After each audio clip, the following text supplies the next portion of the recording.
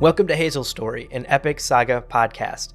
We're here to dive into the panels and pages of Brian K. Vaughan and Fiona Staples' comic book masterpiece, unpacking the amazing characters, themes, and weirdness in this grand space opera. My name's Abu. And I'm Alan.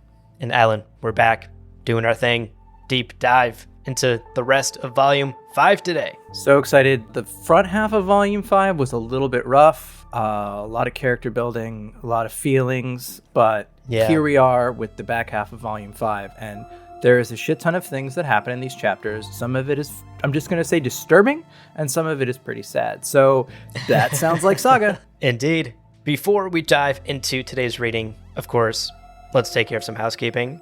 First and foremost, a spoiler warning.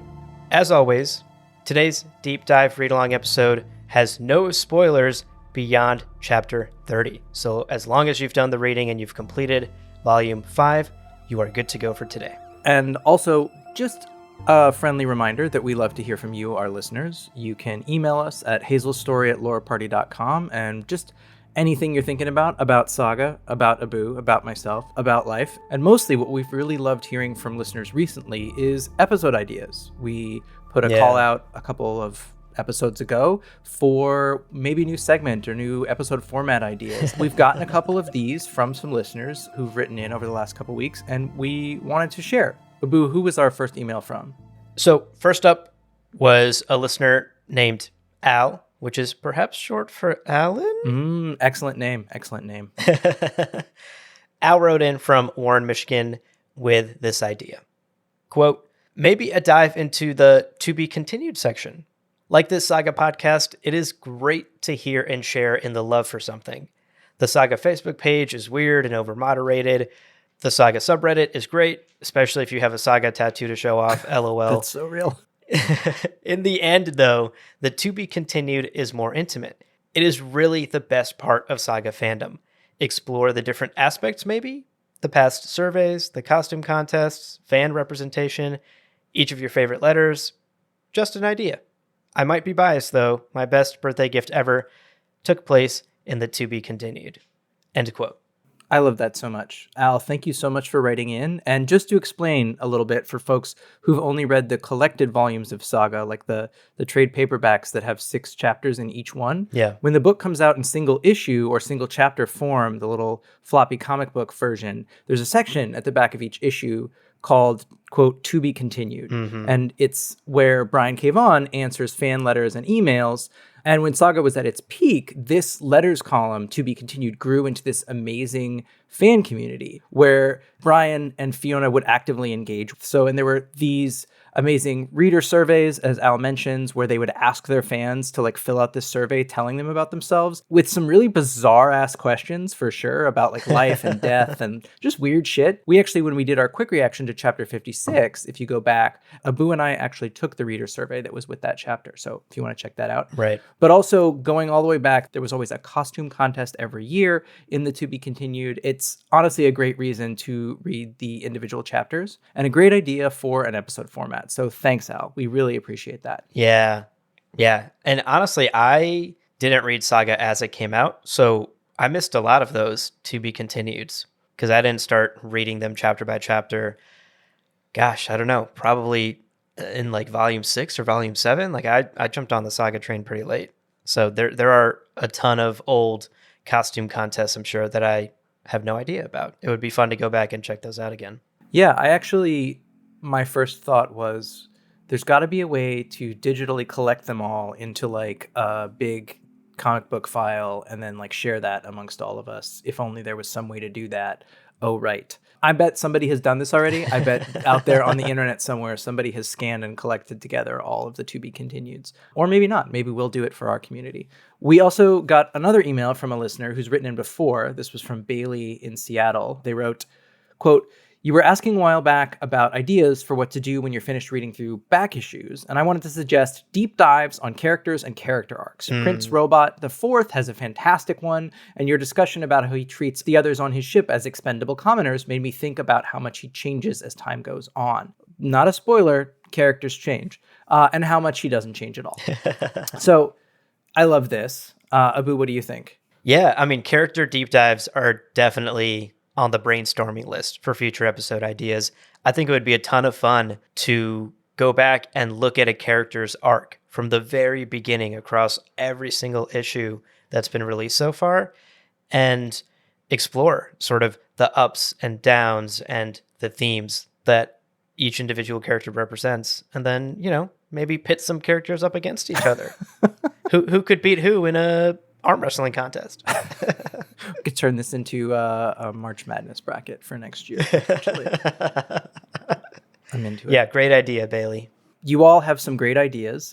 We have loved hearing them, and we'd love to hear what the rest of you, if you have any ideas for the show or just really anything at all, we'd love to hear more. You can always write into hazelstory@loreparty.com. That's with 2 S's. And in addition to writing emails, remember, you can always shoot us a voice memo, and we could include it in a future episode. So if you just record a voice memo of yourself on your mobile device and then just email it as an attachment, we can put it into the show, and we would love to do that. So hazelstory@loreparty.com, and that's 2 S's. Never forget. Bailey and Al have figured out the 2S thing. Everyone else can too. All right, so that's housekeeping. That's listener emails. The game plan for today's episode is the same as always. We're going to start with a brief summary of today's chapters, then we'll dive into a couple of takeaways and wrap up the discussion with our favorite panels and quotes. So let's take a short break, but don't go anywhere, folks. We're wrapping up Volume 5 right after this.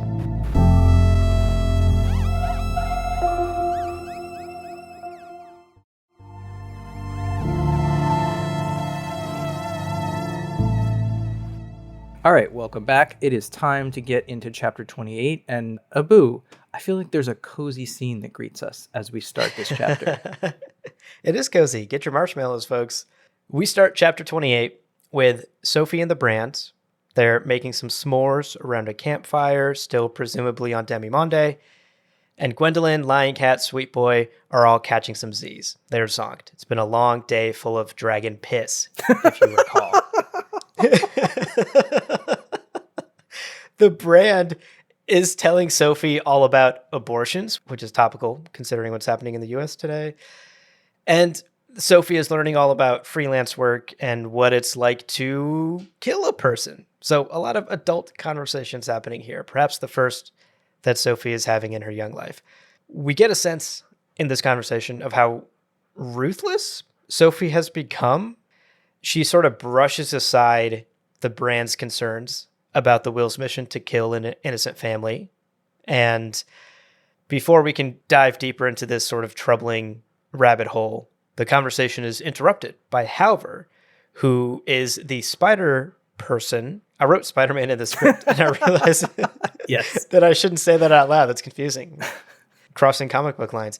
This spider person who we saw looking down on the group in the last few chapters. Mm-hmm. And he just kind of rolls up with a ton of guns pointed right at the Brand and Sophie. So many laser sights. It's literally like an 80s action movie. There's just like little red dots swirling around everywhere. So we leave that scene, tense as it is, and jump over to the icy planet where Clara, Alana, and Hazel are being carried into the Revolution ship after the Revolution leader has like hypnotized them with his snake eyes or whatever he did in that like 1980s cartoon style in the last chapter. They dump them in this kind of holding cell, and Alana wakes up and Dango's in there with her, and she starts pleading her case with him that they have to fight back and they have to get off of this ship. And Dango, who has become filled with some doubts about the revolutionaries, he's seen that maybe they're a little more extreme and maybe they're just driven by violence instead of an actual cause like the one he has. If only someone had told him 10 minutes ago. Right. If only. If only. He's an angry man and he's not great at listening. So Hazel then wakes up and says the saddest thing ever, which she asks if her grandma is dead, which makes you just realize how much death Hazel has already been exposed to, that her first question is not like, Nana's sleeping. It's, is grandma dead? Which is, just fucking intense. Alana sees her kid, grabs her, hugs her, and says, no, Nana's just sleeping, which is true. She's fine. And that everything is going to be great, which, of course, it's not, but that's what you say to your tiny human.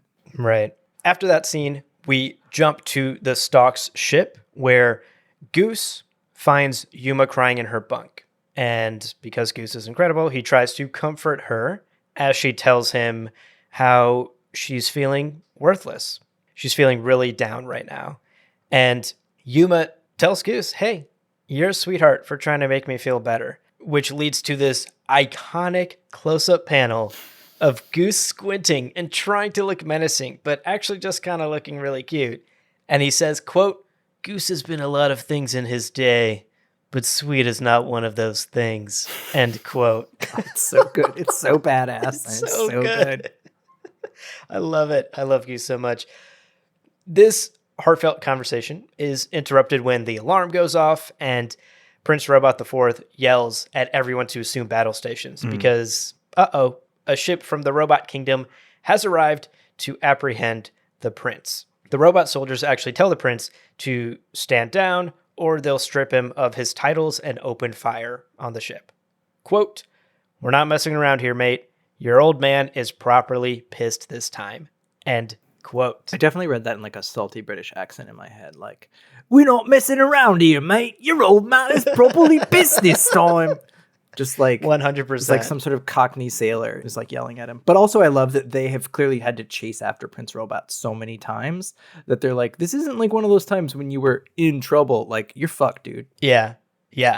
And it actually gives Prince Robot IV pause because he's like, wait a second. They wouldn't open fire on me. They wouldn't strip me of my titles. Right. Like, my father would not actually harm his own son. And then the soldiers lose patience and open fire.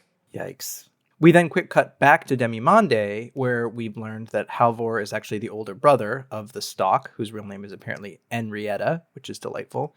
Yeah, that's a cute name. He gives our heroes an eardrum made from the same creature that the Stalk's ship is made out of, because that's what they're trying to find. And Halvor assumes that Sophie can use her sort of like hearing sensory ability to help track down the ship and bring justice to his sister's killer. Sophie reveals that her hearing isn't so great anymore, which means like her tracking powers aren't working, which is why it's so hard for them to find everybody.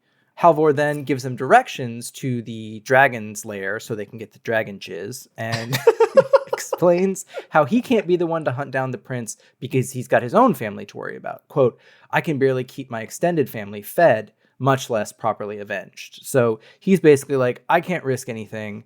I got to go take care of my kids. And so he bails, which sucks because I thought the idea of him shooting all those guns might have been kind of badass. Yeah. Also, like, what?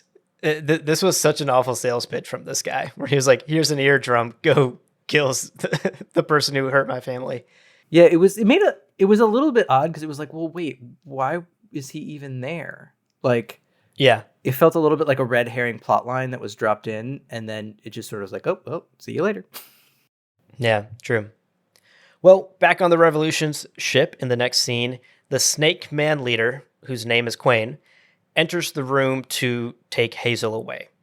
And we learn that he plans to use her as a bargaining chip with either Wreath or Landfall, whoever wants to do some bargaining, to trade for the release of his captured fellow revolutionaries.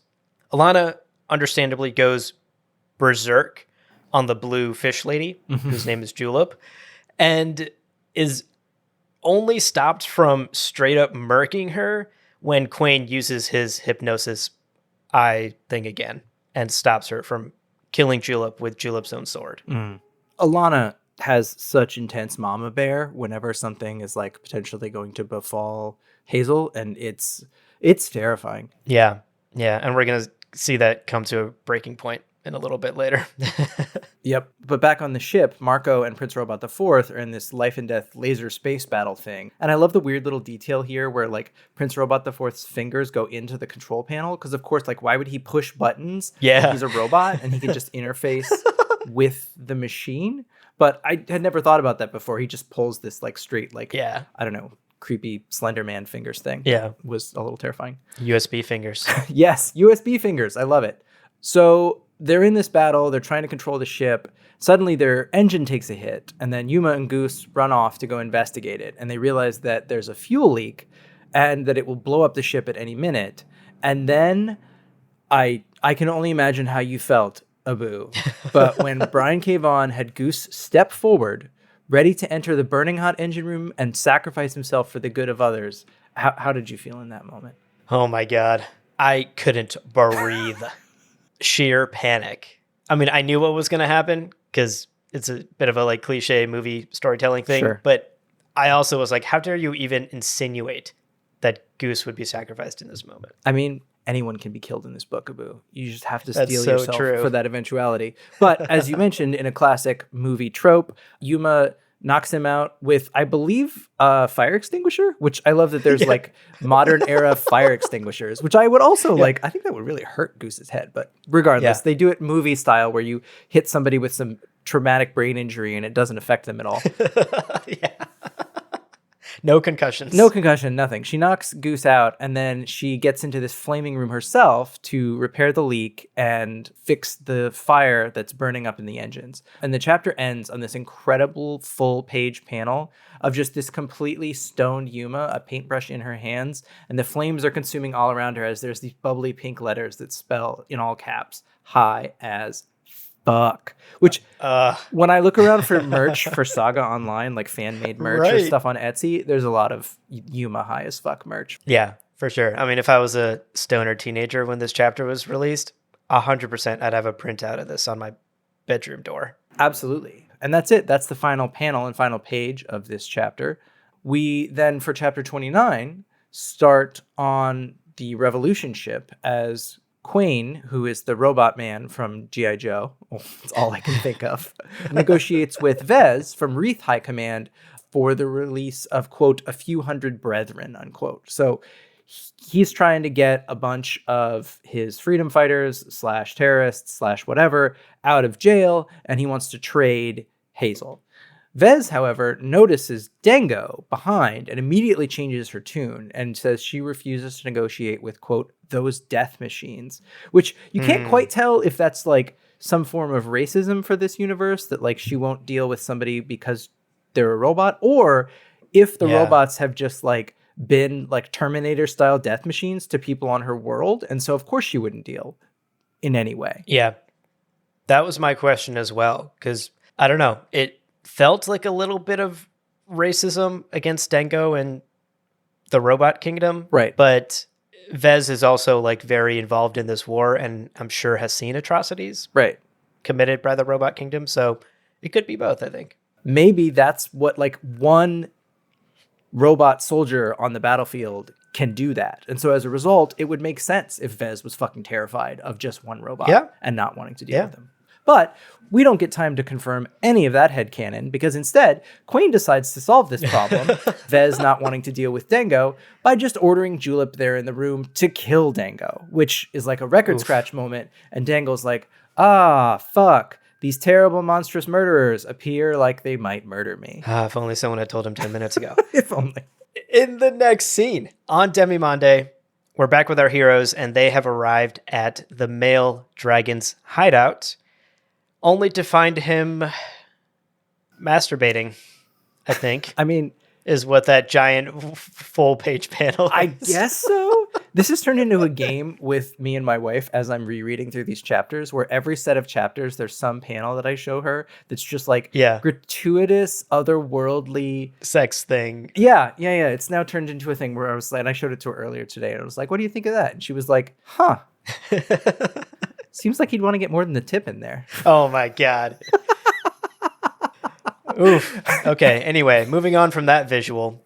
The team decides that the best plan of action is to wait for the dragon to... Okay, here's another visual. Wait for the dragon to finish and then sneak down and retrieve the sample of semen that they need. The brand says that she'll be the one to sneak down. She's the most experienced one here. But Sophie is argumentative. She's like, no, wait, I'm smaller, I'm quieter. Let me just Bilbo Baggins down there and get it myself. Totally. But the brand is, of course, not having any of it. Before we can find out any of what happens, though, we quick cut back to space, where Prince Robot IV and Marco realize that the engine has been fixed. And Marco then wants to stay and fight this giant circular Star Destroyer-esque ship that's 1,000 times their size. But Prince Robot IV decides to hopscotch away, which is this universe's version of slipspace or hyperspace or, punch it, Chewie. A heartbroken Goose then returns to the bridge and informs Marco that Yuma has sacrificed herself so that they could all live. And before they can even process that, a giant ice rock slams into the ship because here's the thing. When you hopscotch without doing all the calculations or whatever, you don't know where you're going to end up. And they crash into a giant rock, which slams into the ship, makes the control console explode, and hurls Prince Robot out of his chair. The ship veers off course, and it starts to crash land down to the planet's surface. It's just worth noting that Upside Down Goose in this panel is somehow even cuter than Right Side Up Goose. It's incredible. Who thought it'd be possible? Moving on, back in the Revolution's ship, Alana begs her captors to let her say goodbye to her daughter.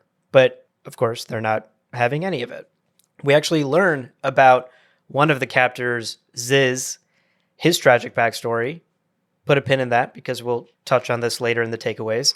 And Alana pleads her case. She tries to win over the other captor, Lexus, by telling her she played Zipless in the open circuit. Lexus is a big open circuit fan, apparently. Totally. Tragically, we learned that Alana has been recast. There's another Zipless out there. No love for art or performance. Yeah, it's a hilarious moment. And I liked that in this pretty dark chapter where there's a lot of bloodshed and scariness. It was a kind of a cheeky moment of levity in an otherwise very scary set of chapters. Oh, totally. So then back on the bridge, Clara ends up taking a sword zap to save Dango's life. How many times is Clara going to do this where she gets blasted to save somebody's life? This is her move. This is her signature move. Her move is is somebody in mortal peril? I will throw myself on the grenade. Yeah, amazing. This ends up being the final straw for Dango about the revolution. So he then turns on them and goes again, all super RoboCop style, and just starts blowing people's heads off. So he kills Quain and Julep and tells Clara to take Hazel and, get off of the ship and get back to the treehouse. Yeah, finally, Dango thinking straight. All right, we ended this chapter in this final scene on Demimonde where the male dragon has taken care of business and is finally asleep, and the brand is preparing to jump down and retrieve the semen sample they need. But, Sophie has already snuck down and is tiptoeing her way towards the dragon when suddenly the dragon wakes up. Everyone jumps into action at this point, and the brand is instantly eaten by this dragon. Blink and you'll miss it. It's one of the most sudden turns of action in the entire series, where all of a sudden it's just no lead up, no nothing, just yep. I was convinced for a little bit that it hadn't actually happened and that it was illusion or something, and it was oh no, they dead. Yeah, it's wild. I'm going to talk a bit about this later in favorite panels and favorite quotes too. The brand dead. Gwendolyn then reacts and releases a giant flash of red lightning at the dragon, which doesn't seem to really harm it, but more so scares it away. The chapter ends on this absolutely gut-wrenching full-page panel of Sophie kneeling next to what is left of the brand, which is just her bottom half, and a passed-out Gwendolyn. Sweet Boy is also here, just howling in agony, and that breaks my heart to see him just standing next to his partner, or what's left of her. I almost picked this for my favorite panel just because it's so evocative. It's one of those where your eye scans all the way through the panel, and by the time you get to Sweet Boy howling that, you realize that your brain has made up that sound. You can hear that sound in your head. And it's just that slow crane shot as it pulls back. It's fucking amazing. Perhaps it would lend itself well to animation if somebody wanted to undertake that. Perhaps it could go well. Perhaps? Throwing it out there. So that was the end of chapter 29. Here we go into the last chapter for this volume. So Marco wakes up in the wreckage of the crashed ship, and he and Gus kneel next to a possibly dead Prince Robot IV. Ignoring Gus's pleas to help Prince Robot, Marco grabs his weapons and takes off towards his family. And Hazel's narration here is so poignant during the scene, but the last bit is amazing, where Hazel narrator says, quote, "Together, my parents had learned to be much more than the sum of their parts." Whatever that means. A little bit of Hazel attitude in there at the end, but that's a big theme for all of the chapters today, but in particular chapter 30, and we'll touch on this later in the takeaways as well. That narration then transitions us beautifully to the Revolution ship, where a crazed Alana hurls herself at Ziz, She grabs a grenade off of his belt and threatens to basically blow everyone in the room to hell unless they let her out. I do want to call out that I didn't make this my favorite panel, but I almost did. Huge props to Fiona here for the art, because the way Alana is drawn, she looks truly deranged, like just a hair's breadth away from snapping completely. Otherworldly. And this is yet another punch on our number of times that Alana or somebody says that they'd rather see Hazel dead than captured, because it happens so many fucking times. Too many times, frankly. Alana's captors decide, okay, she's not looking so great right now. Let's not risk this grenade explosion. Mm-hmm. And so they let her go. And she immediately runs into Dengo in the hallway. Dengo asks Alana to accompany him to go get some fuel, and he reassures her that Clara and Hazel are safe. Don't worry. They're headed towards the treehouse. We're all good. We're getting out of here. Come help me with this fuel. But in the worst switcheroo ever, these panels made me want to scream. Clara and Hazel are actually headed the other way, back toward the room where Alana was just held captive, because they're out here trying to save Alana. And of course, they run into Ziz and Lexus, who are still in that room, and are captured once again. Awful. Yeah, long sigh. So we shift a little bit outside the ship, where we find Dengo and Alana have gotten a hold of this fuel cube, but then they run into Serge and Frendo. Dengo zaps Serge with the sword, and with their dying breath, the countless lives encased within the armor of this giant robot, I don't know, steam pot man that have been apparently encased within the armor, reveal to Alana that Clara and Hazel never exited the ship. I don't know how they know that or what the fuck Serge's backstory is, but we need this spin-off comic, please, Brian. What is the planet that Serge is from? And like, what happened to them? And how did they get in this robot body? I don't think we'll ever know, but truly just so much awesome shit there. Yeah, I need to know the lore of Serge. It's killing me. Seriously. So here's the issue, is not only did Clara and Hazel never get off the ship, but they're about to blast off. So, oh boy, Ziz and Lexus decide to cut their losses and get the fuck off this planet with their captives. Alana loses her shit at Dengo and calling him an offensive R word, which we learned Dengo is extra sensitive to because his son had special needs. And then Alana, in a moment of, again, pure mama bear rage, pistol whips him with the gun and screams, "Fuck your dead kid."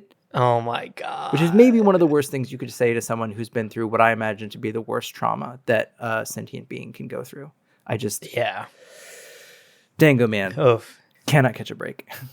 Cannot catch a break. It's a tough look all around. Mm-hmm. And we can truly see how Alana has just snapped. It's all too much, you know? She has just snapped at this point. Dengo is on his hands and knees, begging for his life, as Alana is basically not listening. She's getting ready to pull the trigger when suddenly Marco appears. And this notably mirrors an earlier scene earlier in the story when Marco almost killed a man and Alana stopped him. If y'all remember that from very early on in volume 1 or 2. Alana explains the situation to Marco and says to him that she wants to see Dengo die in this moment. And Marco agrees. But instead, they embrace each other, dropping their weapons as Marco says, quote, "But that's not who we are," end quote. Oh my God. What? It's also one of those good page flip reveals where like you see on the bottom of like the right side page that something terrible is going to happen, and then you turn the page and you get this full page spread of them just in this deep embrace. Yeah. And the pacing, just the way that they're able to create this effective pacing with just literal page turns. Yeah. It's incredible. It's such a beautiful moment. Unfortunately for Dengo, it turns out that Prince Robot IV survived the ship crash. He is alive and well, and he arrives and mercilessly hand cannons Dengo without a second thought. Dengo has some like prepared speech he's been waiting to tell the prince this entire time. The prince couldn't give two shits and doesn't even listen to a word of it. The exact exchange is actually kind of funny. It's like weird and macabre funny. So Prince Robot IV says to, I guess, Alana and Marco, quote, "Is that the animal that took my wife from me?" And before anyone can respond, yeah, like you said, Dango starts to like kneel and say this speech about, Your Highness, I've waited. And he wants to tell Prince Robot about his son who died. And Prince Robot just says, fascinating. And then, yeah, hand cannon cuts him in half, which is just like, God, he's such a piece of shit. Right. But he's also kind of cool. Why do I like him? Oh, I mean, it is. It's the droll, like very proper way in which he goes, fascinating, and then just blows him in half. Yeah. I mean, we all knew he was not going to hold back here. Dango didn't stand a chance. R.I.P. Dango. Despite all of the bloodshed and child's abduction, you were a real one. You were the casualty of trauma and class struggle and this war in a chaotic universe, and you will not be forgotten. So after murking Dango, Prince Robot IV runs to embrace his son. I think for the first time. Is this the first time he's ever seeing his kid in the story so far? Yeah, he's never seen him before. That's why I think he says something like really stoic, like, my boy. Yeah. Or something like that. Yeah. And Marco and Alana are just kind of in the background, stunned and taking in the scene. Because it's like happy, sad, tragic. It's a cocktail of emotions for them, I'm sure. It's true. Like, they're so happy to see each other, but Prince Robot also just cut this poor man in half who'd only suffered trauma through his whole life. And so they're reminded also that, like, Prince Robot IV is kind of terrifying, and that their partnership was a partnership of convenience to get Prince Robot IV to his child. And, like, that's happened now. So now what happens? Before we can find out, though, we cut away from that all the way back to where we find out what happened to the Will, who is in a hospital room waking up from his coma. The dragon semen did whatever it needed to do. I really hope there wasn't an IV involved, but then I'm like, well, orally is worse somehow. So I don't know. I should probably not think too much about it. Things do quickly go south, though, with the Will's recovery, because he learns that in the process of getting what they needed to save him, that his sister has been killed. Yeah. And he just explodes at Gwendolyn and Sophie, telling them to get the fuck away from him. And then we get a top-down wide shot, sort of the end of this arc in the scene, where Sweet Boy is standing beside the bed as the Will breaks down just in total grief, like hands on head, like just unable to deal, like just woken up back to the world to find out his sister, who I guess he was a little estranged from, probably. Didn't seem like they talked in a little while, and now he'll never get that chance. Yeah. But also a sister that I think he definitely had a better relationship with than anyone else in his family, considering he named Sophie, and we know the brand's real name is Sophie. So he like named this girl after his sister for a reason. Well, and maybe she was like the last person who he cared about on the earth, right? Yeah. Because the stalk is dead, and now she's dead, and maybe he has no one. Right. It's a heartbreaking scene. Ugh.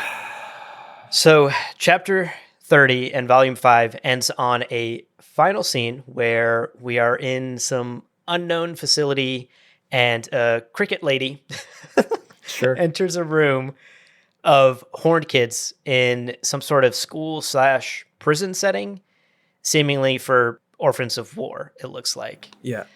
Adorably, Hazel is balanced on top of a table in an oversized pineapple shirt, and it seems like she has aged up a little bit, so maybe there's a bit of a time skip happening here. Yeah, her horns are a little longer. She's taller. Like, you couldn't carry her like a toddler anymore. She's like a full-on school-age kid. Exactly. But where she is and how long she's been there and how long has it been since Marco and Alana have seen her, those answers will have to wait until the next volume, because that is the final panel of Volume 5 and Chapter 30. And that wraps up today's reading. Such a wild ride through the end of Volume 5. We're going to talk about our big takeaways from these chapters, as well as our favorite panels and quotes after a quick break. So don't go anywhere. We'll be right back.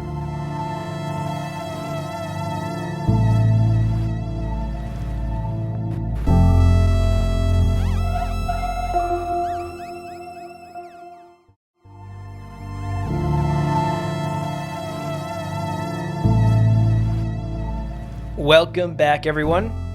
Let's dive into our key takeaways from today's reading, and then we'll wrap up with our favorite panels and quotes.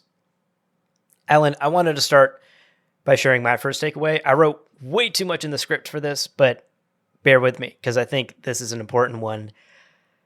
My first takeaway from today's reading was that it's clear that every character has got a painful past, which they are using to justify their actions, both good and bad. And today's chapters show us just how fine the line it is between our heroes like Alana and Marco and the villains like the Revolution crew. All it takes is one bad day to cross that line. So I want to break it down. First, let's take a look at our villains really quickly. Mm-hmm. We have Dango, who we know has abducted not one, but two children ever since we've known him. Yep. All because of a truly tragic backstory with the death of his son. We don't learn much about Quain except for one throwaway line that hints that perhaps in a past life he was forced into fighting by the Horns. Mm-hmm. But we do get snippets of tragic backstory for the other members of the Revolution. We learned that Lexus's parents were killed by the Wings when she was just a child. Serge was stuffed, quote, into that tin as a kid by the Horns. And Ziz's entire family was killed at his brother's wedding when the Wings dropped a payload on the Celebration. So all of these people have suffered loss because of this war and clearly have deeply traumatic childhoods and pasts. Mm-hmm. But what makes them villains in this story is they're now using this pain that they carry with them to justify causing even more suffering. We learned in the previous chapters that the Revolution has bombed daycares and is notorious for acts like beheading concert goers. Mm-hmm. And for them, it's all in the name of ending this war that turned their lives upside down.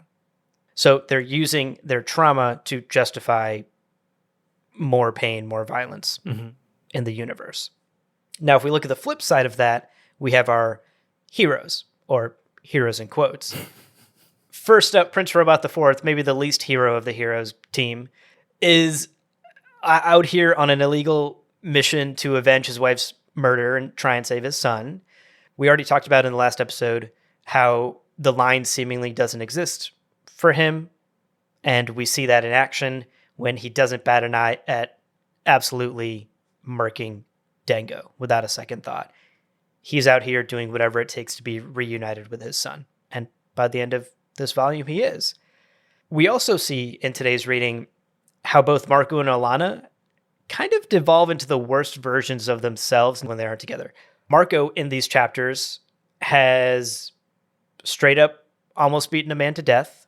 He has tried to charge headlong into a battle that they obviously would have lost. That ship was enormous.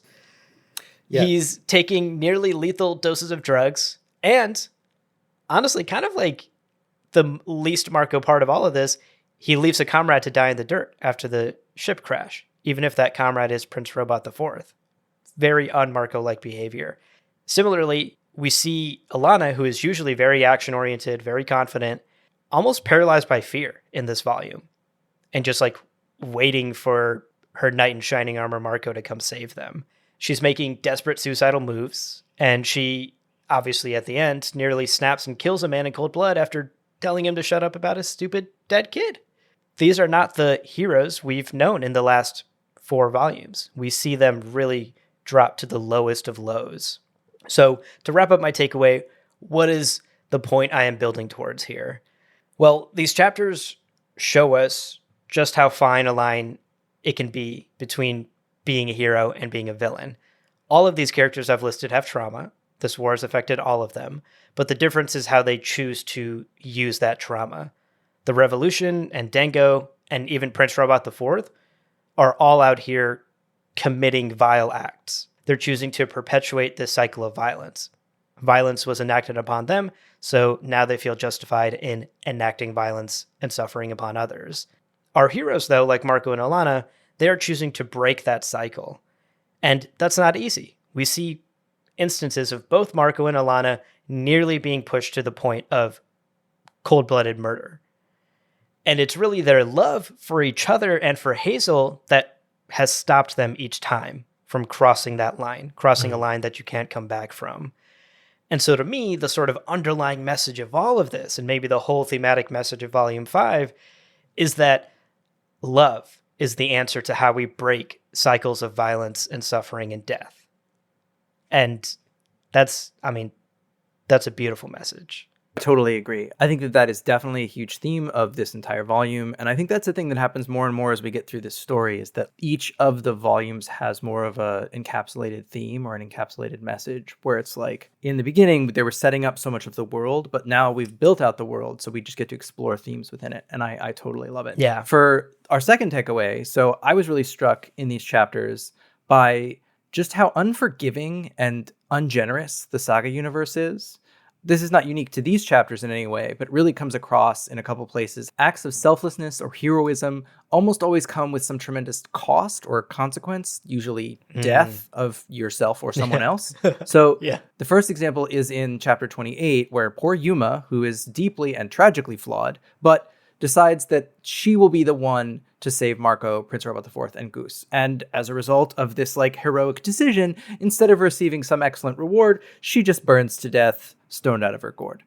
Then in the very next chapter, we get poor Sophie, who just wants to prove how brave and strong and not helpless she can be, despite being so young. And I'm sure that coming from that forced sexual slavery, it's all about her having agency, and that's a big part of it. Totally. But as a result of trying to like do that, show her autonomy and agency, she immediately gets the consequence of the brand is bitten in half, and whatever badness happened to Gwendolyn when she's lying on the ground from the spell that she fired to shear off the dragon. So she's alone. So as a result of this act of selflessness, Sophie ends up alone, terrified, and the brand is bitten in half.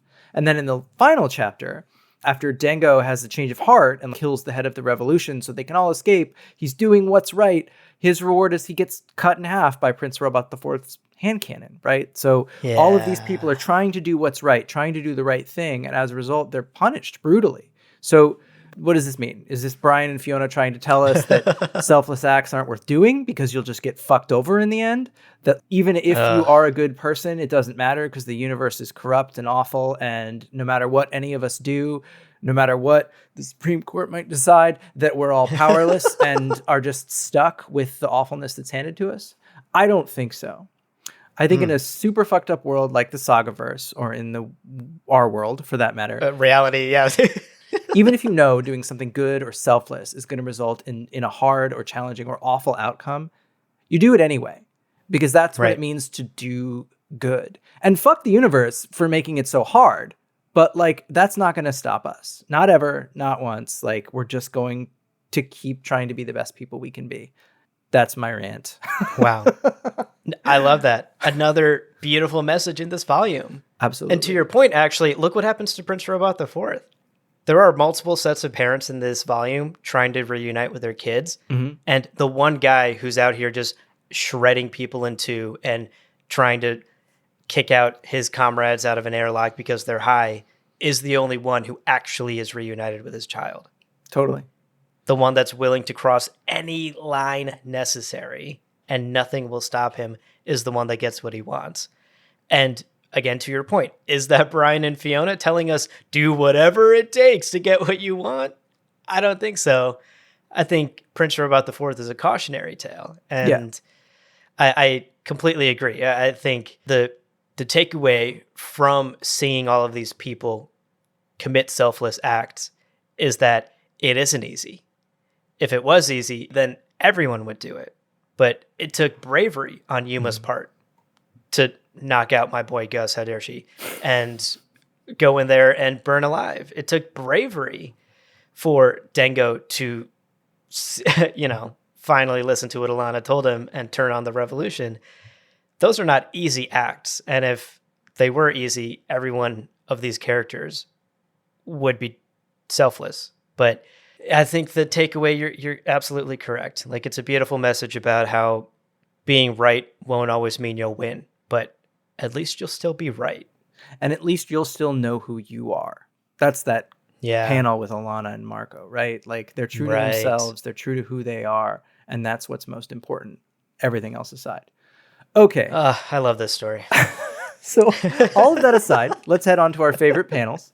My favorite in these chapters, speaking of when Alana and Marco talk about how they aren't those kind of people, it's actually the panel where that line of narration is. It's where Alana and Marco, they finally get reunited towards the end of chapter 30 after Alana doesn't kill Dango. And there's just this amazing amount of majesty and drama in the presentation of this full page panel against the frozen landscape. But there's also just this way in which their two bodies are positioned against each other, like less like they're hugging and more like they're sort of falling into or like draped over each other, and each one needs the other to stay standing up. Yeah. And there's also just so much like kindness in the way Marco's arms are wrapped around her, and you can just feel it. Like it's effusive, it gushes the emotion, and it perfectly captures what it's like to go through really fucking hard shit with a partner. And you know, sometimes you hold each other, sometimes you're literally keeping each other up. Yep. You fall into each other for comfort and you hold each other up for stability no matter what. And that's, I think, just captured so beautifully by Fiona here in this one panel. Yeah, it is. This is the panel. I tear up in almost every reading that we have to do for these episodes. This is the panel where I teared up. Yep. It's so beautiful, especially if you're someone who has a long-term partner and you've experienced these ups and downs with them. You know exactly the emotions taking place in this panel. Yep. And it's all portrayed in the art here. It's beautiful. My pick for favorite panel today is the one where the brand gets eaten. Just because it's so sudden that I remember the first time I read these chapters, I borrowed Saga from the library and I flipped back to see if I either missed a page or if there was a page missing, like someone had torn out a page by accident or something. Because it truly is just like a blink and you miss it moment. Right. And it's a brilliant use, just sort of looking at the page itself, of two very large panels. Because it's the top half of the page is this large panel where everyone is sort of jumping into action and you're like, all right, here we go, dragon fight. And the fight is over before anyone can do anything, you know? Right. Like the dragon chomps down, the brand is 50% gone. The other like sort of horrific detail in the art here is just how clean the cut is. Like there's not a lot of gore and blood and viscera, and that's not because this comic is trying to be PG. We know Brian and Fiona are okay with gore in these pages. That to me tells me just how dangerously sharp and strong the dragon's teeth must be, that they literally tore through this human in the cleanest cut possible. Like a pair of scissors through a piece of paper, just like snip. Yeah. It's a horrifying panel, and one that kind of takes you back the first time you read it. And it took me back this time too, because I forgot it happened. Yeah. I was like, oh my God. So that's my pick for favorite panel. Yeah, there's also this horrifying aspect to it that in that panel, the only other thing besides dragon teeth and half a person is the very clear background image of Sophie looking directly at the brand when they're chomped in half. So like, you know, oh, it's just like hammering you over the head how much this is going to now affect Sophie going forward. I also love how the brand gets cut off mid-sentence, because you're right. They're like charging in, get the hell away from, presumably to say her. And before they can even say that, chomped in half, which, let's be honest, if you're going up against a giant dragon and you just charge towards it like action movie or like manga style, you're just going to get eaten. You're just going to get chopped in half because it's big and fast and it's a fucking dragon. The dragon's just going to eat you. You're basically a gerbil to the dragon. Yeah. Look, Bilbo had the right idea, is all I'm saying. Truth. All right. What about your favorite quote from today's reading to wrap up today, Alan? So for my favorite quote, it's actually the whole little very brief mini backstory we get for Yuma over the panels of her death, all via Hazel narration. And it's just like a little amazing short story. So I'm just going to read the whole thing. It's a long quote, but I just love it as just like a little short story. Yeah. It starts, "The last thing Yuma ever wanted was to be a soldier. She always thought it was way too easy to convince young people to forfeit their lives playing hero. And after her childhood hero was killed in combat, a grieving Yuma eventually declared herself a, quote, sensualist. Amidst a galaxy of misery, the artist dedicated her life to chasing pleasure, avoiding pain, and helping others do the same. Yeah, she wasn't always perfect, but who the hell is? So here's to another victim of this goddamn war, a woman who at least managed to die exactly as she lived, high as fuck." I love that. It's just so good. It's like I at this point I'm like, Brian, write a novel already, man. Come on. Like, if the guy from the Mountain Goats can write novels as well as writing 700 songs or whatever, you can write a novel along with like the other things you got going on. I'd read it. That is amazing writing. And I can't wait to do a Yuma character episode, honestly. So much, because there's all these little notes and details you get, but like even just in this one, to think about what it would mean to be a pacifist artist in this war where 95% of it seems what everyone is doing all the time has to do with the war. Right. It would have to be like a pretty extreme move to make. And we find out just how sort of extreme that's been, that Yuma has this whole mentality of being a sensualist, and that's why she does a lot of drugs, and that's why she's always trying to experience things and create art, because that's just like her reaction to the horror of this war. Similar to everyone else in this chapter who's affected by some past trauma and their reaction. So for Yuma, instead of becoming a murderous revolutionary, she becomes a stoner artist, which, to be honest, if more people became stoner artists instead of going off to war or committing awful violent acts in retribution, yeah, I think we'd all be all right. I think so too. We'd at least all be high as fuck. What about you, Abu? What was your favorite quote? My favorite quote from today's reading was Hazel's narration for actually your favorite panel. This just wrecked me, absolutely wrecked me. When her parents are reunited, Hazel's narration says, quote, "There's no graduating from this kind of education. Couples just keep growing and changing until they either break up or die." End quote. And this idea of couples growing together, big theme in this volume, but particularly in chapter 30. It's so clear to us how much better Marco makes Alana and how much better Alana makes Marco. And the way we see these two lovers fall into each other's arms, as you described from your favorite panel, it's beautiful, especially after the trauma that they both have just gone through. Marco just survived a crash landing ship on a planet. Right. And Alana just survived captivity and nearly death and watched her child get abducted. Like, it's after what they've been through, seeing each other is what holds them together and stops them from absolutely snapping and breaking and falling apart. It's clear to us from this narration and from this panel that Marco and Alana have changed each other in countless ways, both big and small, on the page and off the page. They are better people because of each other. And as far as I'm concerned, that's love. That's the true nature of love right there. And I already mentioned how this panel made me tear up, but I'm like tearing up talking about it again. So there you go. I love it. I loved this theme. I loved this narration. It all just culminated into this beautiful Hazel narration plus the beautiful art by Fiona in this panel. Yeah, it's so good. And so, I don't know, just delightfully stated. And yeah, we're dealing with real life shit, relationships, death, trauma. So many great themes. So much more to explore. Up next for us on this show, we're going to do a quick reaction episode to chapter 60, which is the final chapter in what will eventually be volume 10 and the end of this first run of new chapters. It's also, as a result, the final chapter before Brian and Fiona take a little publishing break. Usually at the end of each 6-chapter arc, they usually skip 3 to 4 months.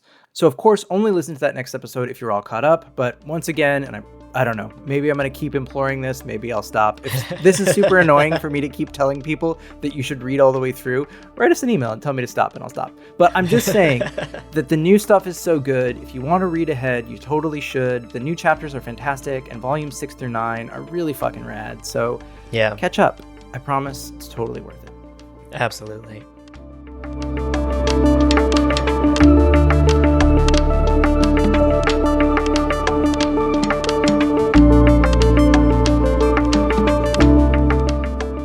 Well, friends, two minds can sometimes improve the odds of a podcast survival, but there are no guarantees. So leave us a 5-star review on Apple Podcasts and Spotify, and be sure to check out the other shows on the Lore Party Podcast Network at loreparty.com. You can also follow our network on Twitter and Instagram at lore_party. Music on this show was composed by Lawrence Kelly, who makes all kinds of amazing music. Thank you for listening, and remember, podcasts are fragile things, but just like Alana, Marco, and Hazel, we'll all just keep on exploring and learning together until we either break up or die.